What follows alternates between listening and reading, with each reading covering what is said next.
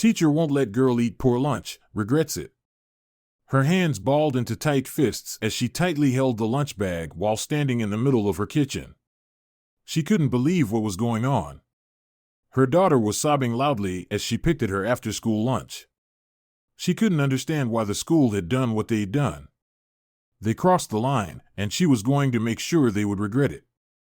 Her hands were shaking ever so slightly as she poured her third cup of coffee that morning.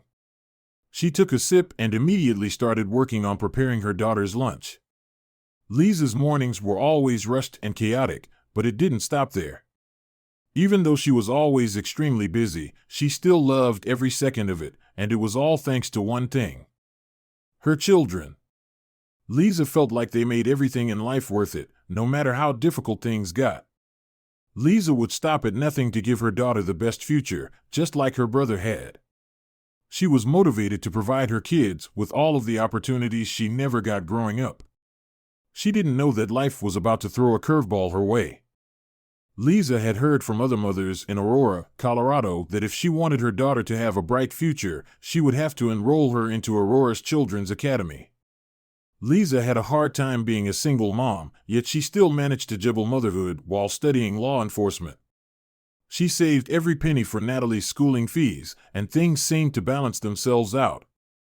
But a problem was brewing in the background. At the new school, the staff all seemed to be health fanatics.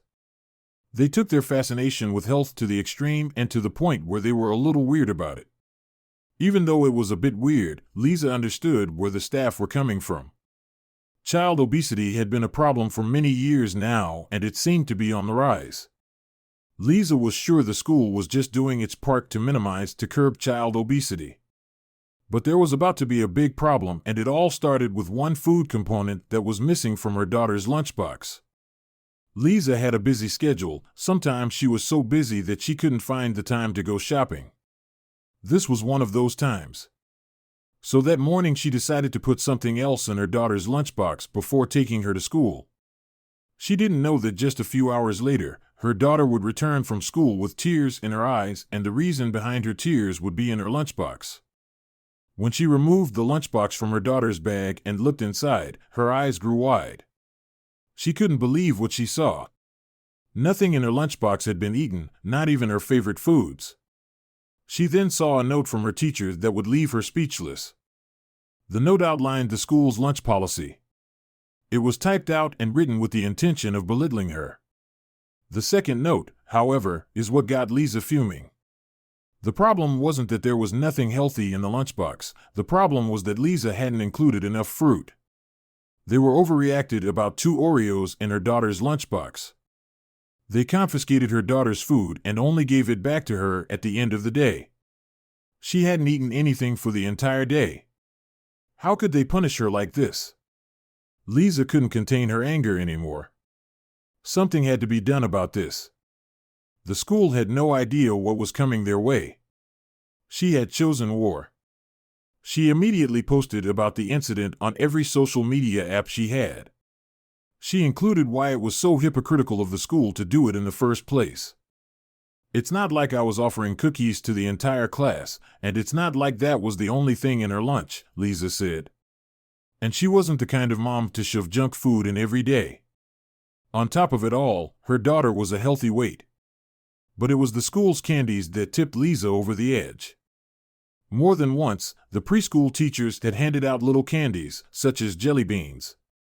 They were rewards for winning games or being good. So, why could a school hand out candy at their discretion, and without telling the parents, but putting in a cookie was ground for making a kid starve? Messages came pouring in, and her story spread through the internet like wildfire. Some agreed with the school, but most agreed with her, and they sent their own angry responses directly to the academy. But when the news outlets got wind, that's when the preschool finally said something. It was the standard PR nonsense that anyone would expect.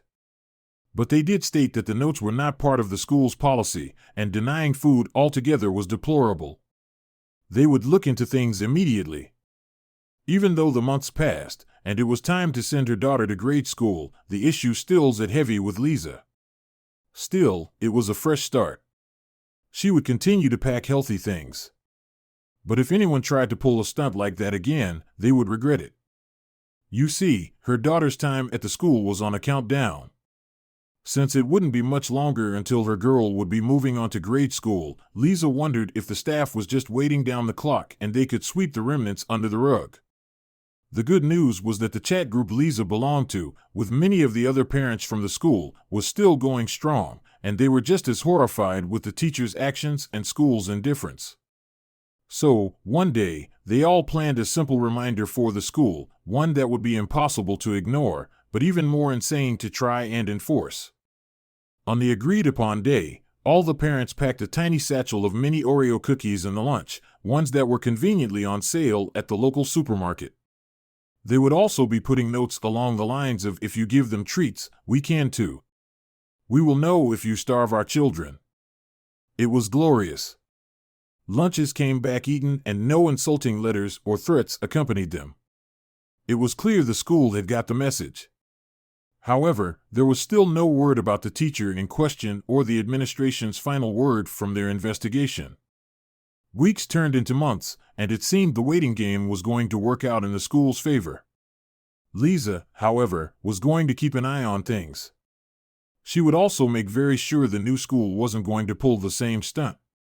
After all, Natalie was going to be there for years, and they didn't want to make an enemy of Lise.